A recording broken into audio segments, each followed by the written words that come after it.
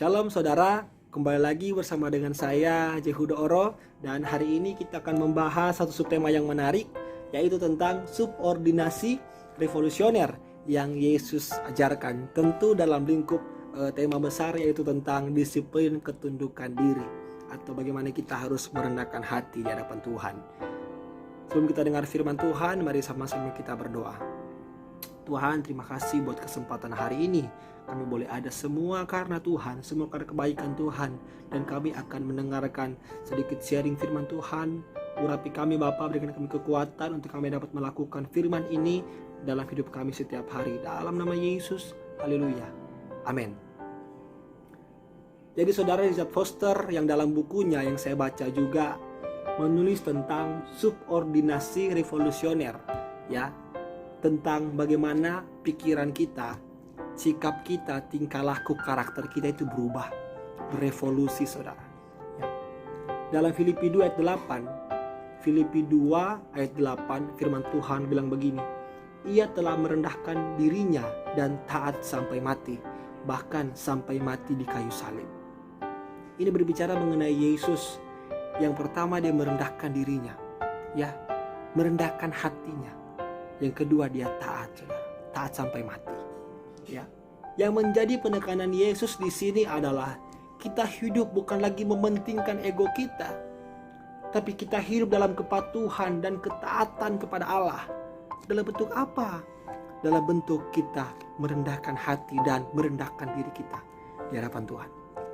Wow, Yesus ingin kita ternyata rendah hati seperti Yesus, hidup seperti Yesus.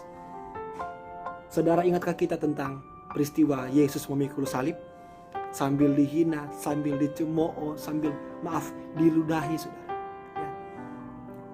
Yesus kalau panggil malaikat untuk membebaskannya dan membuat hal yang menakjubkan, bisa saudara. Tapi Yesus tidak melakukan itu. Justru Yesus tetap jalan aja. Walaupun mungkin diproses sangat berat, ya, dia tidak melakukan kesalahan, tapi terus dirajam dengan fitnahan-fitnahan saudara.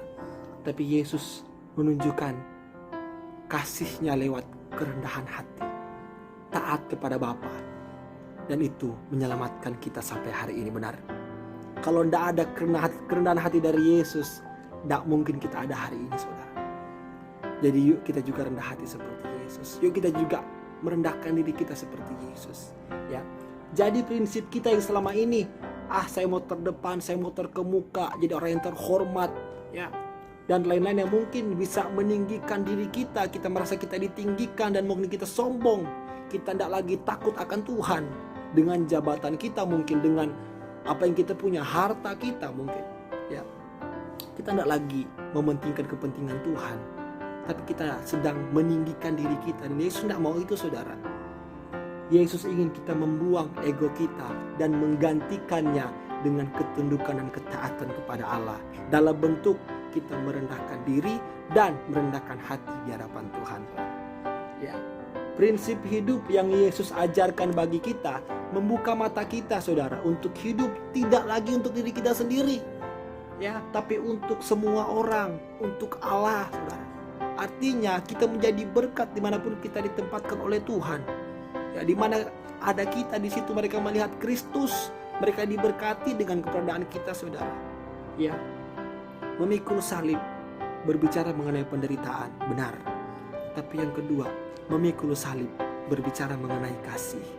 Jadi ketika kita diproses, ketika ego kita dihancurkan oleh Tuhan, ya, bagaimana kita dituntut untuk merendahkan diri kita, sebenarnya kita sedang dilatih untuk show our love, menunjukkan kasih kita yang dari hati saudara.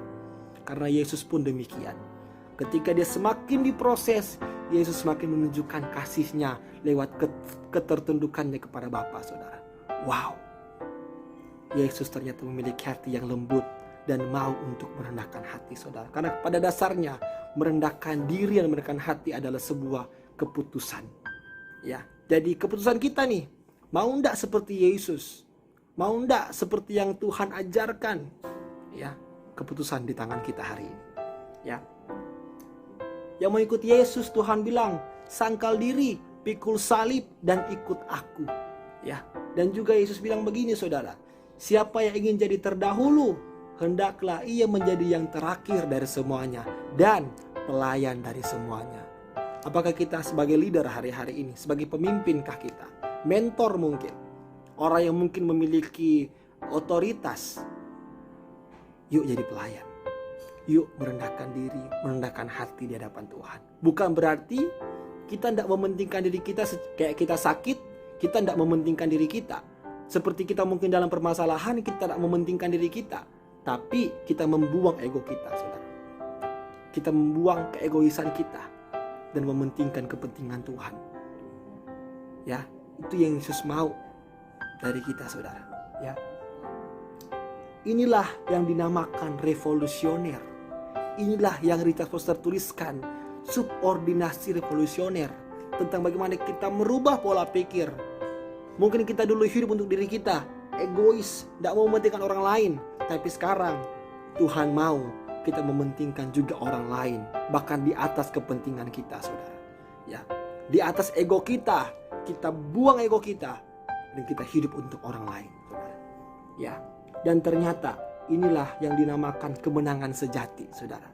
Ya, kemenangan sejati terjadi ketika kita berhasil menundukkan ego kita.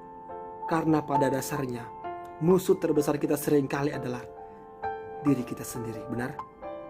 Kita mungkin mudah mengalahkan masalah, tapi sulit untuk mengalahkan ego kita sendiri. Kita mungkin mudah mengusir setan, tapi seringkali kita susah untuk menundukkan diri kita sendiri, dan bahkan kita taat kepada Allah sangat susah. Lewat kita diproses oleh Tuhan, sangat susah, saudara. Itulah kemenangan sejati, adalah ketika kita berhasil merendahkan diri dan taat kepada Bapa, saudara. Dan Yesus memberi kita teladan, legasi kita yang harus kita lanjutkan, yaitu tentang bagaimana kita harus merendahkan diri dan merendahkan hati di hadapan Tuhan. Yuk sama-sama kita belajar berubah, saudara. Saya percaya ada Roh Kudus dalam diri kita yang akan membantu kita untuk bisa melakukan seperti yang Yesus ajarkan. Tuhan berkati setiap kita. Shalom.